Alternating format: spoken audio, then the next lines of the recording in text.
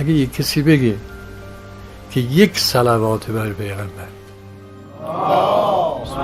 صلی علی محمد و آل محمد و عجل فرجه، این ظرفیت و این پتانسیل را داره.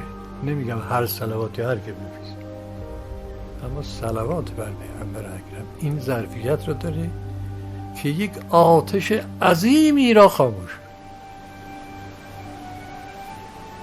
اگه درست انجام بده یه همچه قدرت. ما از این جریان ختم صلوات ها اینا غفلت نکنیم، مخصوصا وقتی توأم با انفاق اطعام و انعام باشه.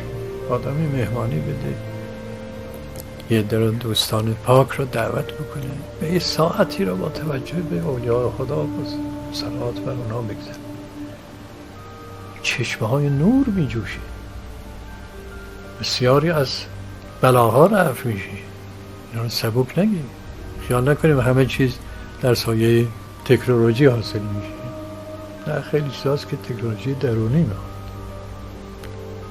توجهات میخواد، توسلات میخواد و اینا خیلی مشکلات رو میتونه حل.